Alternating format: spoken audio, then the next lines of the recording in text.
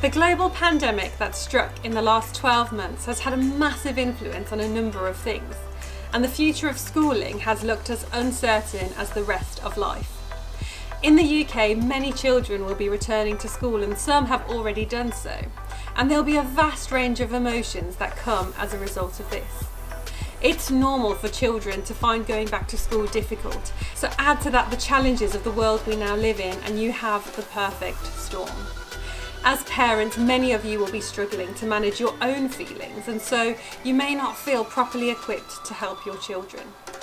If that's your situation, here are a few principles that might help. Number 1, be prepared.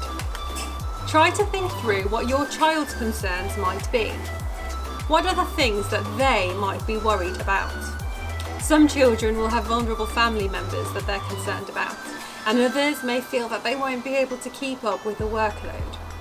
You know your children better than anyone else, and so you are in the best position to try and identify the things that will be concerns for your child.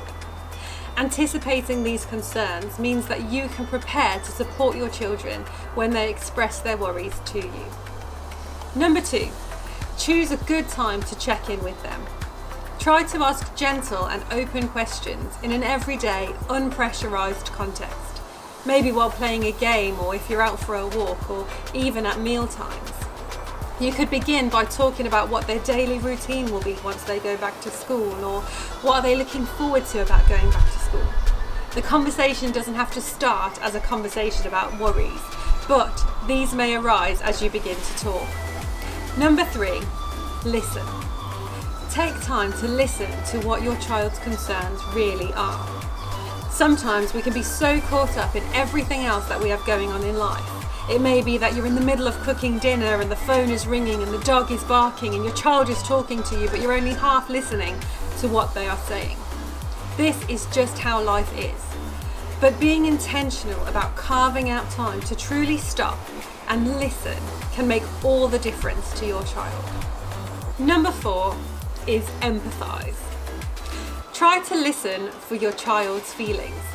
Even if we think they're worrying about something insignificant, acknowledging how they feel will make them feel better than a dismissive, "don't worry."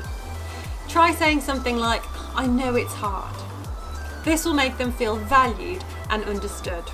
Reassuring them that being anxious or worried is a normal response to an abnormal situation lets them know that they aren't alone in how they feel. Number 5, be supportive. These are challenging times for parents as well as for children, and sometimes we unintentionally pass our own stress onto those around us. Children take their cues from their parents. So reminding them of the good things about going back to school can really help. Things like they can see their teachers and their friends. They can carry on learning new things. Perhaps you could put in place some points in the week that give your child something to look forward to, like going to the park for an ice cream over the weekend, or having their favourite dinner. This sort of thing will help your child to have things to look forward to and help them focus on the positives. Your attitude can make a big difference to how your child feels. And whilst we often may think that children aren't listening, in reality, they don't miss a thing. Number 6, stay in touch with the school. Find out how they are managing the challenges. Will masks or other protective clothing need to be worn? How will the classrooms be arranged? What are the arrangements for lunchtime? And what other things will be different? If we find these things out first, then we can eliminate surprise and help our children manage the situation. Number 7, keep routines consistent.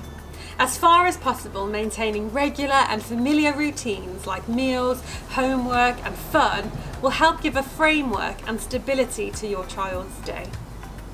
And number 8, and finally, is manage anxiety. If your child is feeling anxious, one practical idea is to create a worry box. You could decorate a shoebox and cut a slit in the top. Encourage your child to write down or draw their worries, talk about it, and then put it in the worry box, out of sight and out of mind. Whilst we can try to find positive ways to help our children to express their feelings, a hug or a cuddle may be all that is needed to provide reassurance. Whatever their school situation and whatever their concerns, when they look back on this time in the future, what will matter most is that they knew that you were there for them. We really hope that you found this helpful. We'll be thinking of you and praying for you, so please don't hesitate to get in touch.